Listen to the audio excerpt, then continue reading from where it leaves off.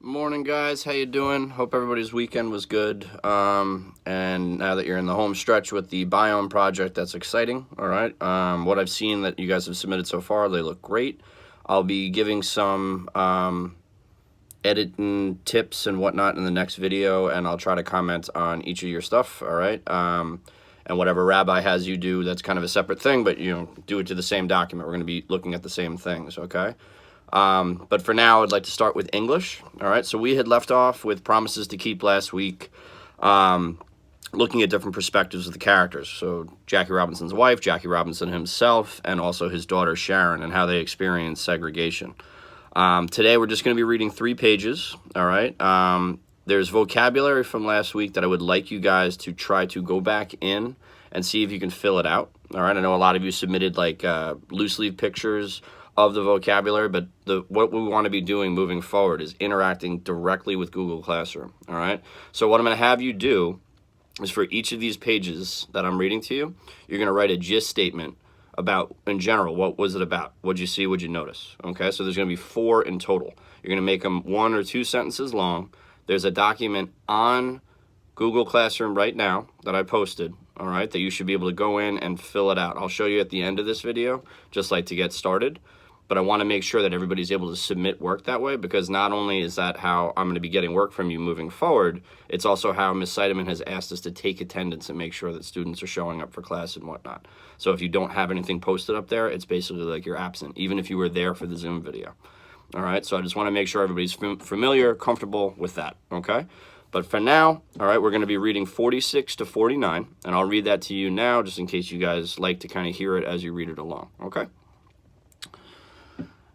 All right, sorry, getting a little blurry here. Our family was complete 2 years later when my brother David was born on November 14th, 1952. And just to give you a little context, if you looked on the page before this was when Sharon Robinson, she was announcing her own birth, right, on the page before. So she's just talking about how her little brother was born after her, and that completes their family. Luckily, Dad was in New York. He'd been at the hospital for the births of Jackie and me, and didn't plan to miss the birth of his 3rd child either. After the Dodgers lost to the Cardinals, Dad rushed from Ebbets Field to Doctor's Hospital in time for David's birth.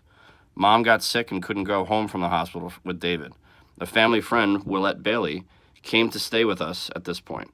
She planned to stay until my mother was well, but ended up living with us until my brothers and I were out of the house. Each March, we traveled with Mom to Florida for spring training and exhibition games. Since Jim Crow laws were still in effect, we stayed at a motel in the black community, while the other Dodger families stayed in a luxurious beach hotel across town. Now, if you look down here, all right, you see another handwritten letter by Jackie, all right? I want to challenge you guys to try to read that yourselves, all right? And if we really had no idea what it was saying, we can talk about it tonight, all right?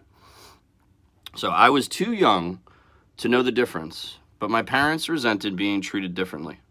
Eventually, the Dodgers brought their own facility in Vero Beach, where black players and white players and their families stayed together.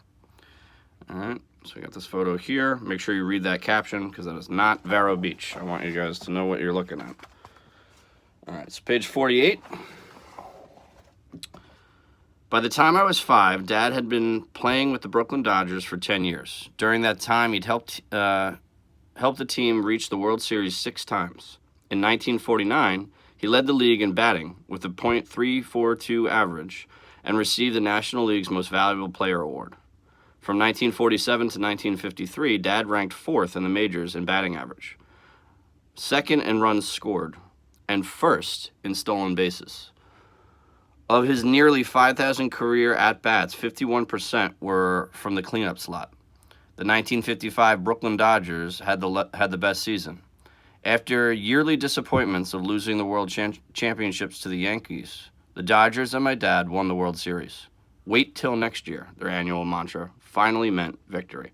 All right, you can see this picture here. We tie the record twice, 94, 95. All right, 9 straight wins. All right, so pretty straightforward reading, all right? I didn't really hunker down on vocabulary this time, but we're going to be adding vocabulary to our glossary this week, okay? So, again, I want you to go back and the vocabulary from last week, make sure that you've tried to submit it and fill it out. And if it's still not submitting, that's the kind of thing I'm looking to find out, okay, guys? And then the other thing, all right, I'm going to turn this around and show you my screen. All right, so I'm in our classroom page, our Google Classroom, okay? Now, if you go to the stream, or if you go to classwork, you're going to be able to find the most recent assignment. I like classwork because it just shows exactly, you know, the assignment you're looking for, but the stream will have any announcements that I make as well. All right, but with the schedule that Rabbi emailed out last night, it should, and Maura, it should just be pretty straightforward, okay? So in classwork, all right, you're going to gist statements right here.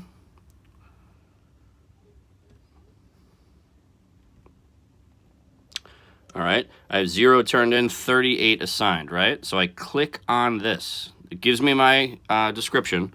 Create a gist statement, summary of what you have read and see. For the selected pages, you have 4 gist statements that are between 1 to 2 sentences in length, okay? So I go in here, and it should pop up, right? I have page 46 gist statement, so I'm going to write my sentence here, all right? Whatever it was that, you know, I noticed. I noticed that, okay, ... right? And I'm going to do that for each of the pages, all right? Really straightforward, guys. Again, the important thing here is to make sure we're all using Google Classroom, all right? So for the next one, page 47, I put my gist statement there, 48, 49, and when I'm done, okay, submit. And that whole never submit passwords through Google Forms, don't worry. This is not, no passwords, anything like that. It's only coming to me. That's why we're using Google, all right, because it's so well protected. All right, so you hit submit, and from my end, I should be able to see it. So tonight, I'm hoping to see, like, everybody's submitted through this. Because once we can get moving with Google Classroom, guys, it's going to be a lot easier. All right, we can do a lot more interesting things, you know, links, hyperlinks, videos, that kind of stuff. So let's just try to make sure we iron it out, all right? And so tonight, the Zoom session at 5 is really going to focus more on helping you guys out with Google Classroom, Google Slides, all right? But if you have any questions, you're having troubleshooting issues with this, I want to talk about that then too, all right? I'll be posting a video in a few minutes, just kind of talking about Google Slides suggestions for your biomes, all right? And then keep an eye out for any edits I make on your actual biomes themselves, because now that they're in Google Classroom, I can do that, all right? Looking forward to seeing you guys tonight. Have a good one.